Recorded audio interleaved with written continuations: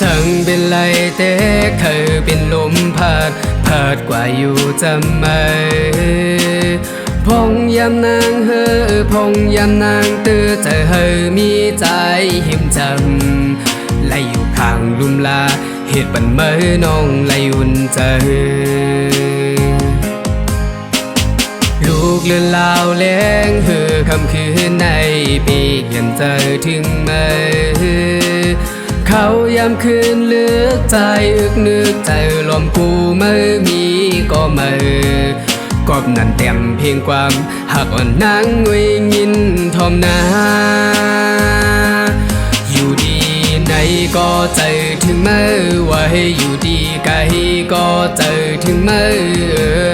ก็เปิดคนมันหาแห้งรู้แต่ไรให้เจิงให้ลืมลาก็เพื่อจึงนั้นเอาเป็นฝันสิที่ให้ใจหลับง่ายกว่าแต่หูหยาบอยู่ในห้องอยู่ดีไหนก็เจอถึงเมื่อว่าให้อยู่ดีไกลก็เจอถึงเมื่อก็เปิดคนมันหาแห้งรู้แต่ไรให้เจิงให้ลืมลาก็เปิดจึงนั้นเอาเป็นฝันสิที่ให้ใจหลับง่ายกว่าแต่หูหยาบอยู่ในห้อง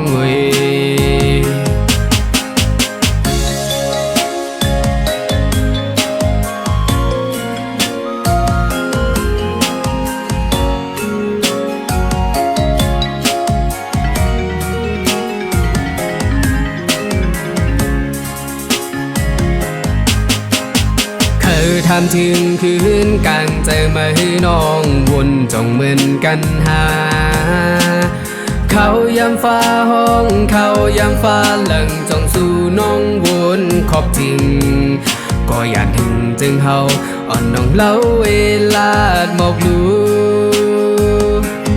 อยู่ดีไหนก็เจอถึงเมื่อว่าให้อยู่ดีไกลก็เจอถึงเมื่อก็เปิดคนมันหาแห้งรู้แต่ไรให้เจิงให้ลืมลาก็เปิดจึงนั้นเอาเป็นฝันสิที่ให้ใจหลับง่ายกว่าแต่หูหยาบอยู่ในห้องอยู่ดีไหนก็เจอถึงเมื่อว่าให้อยู่ดีไกลก็เจอถึงเมื่อก็เปิดคนมันหาแห้งรู้แต่ไรให้เจิงให้ลืมลาก็เปิดจึงนั้นเอาเป็นฝันสิที่ให้ใจหลับง่ายกว่าแต่หูหยาบอยู่ในห้อง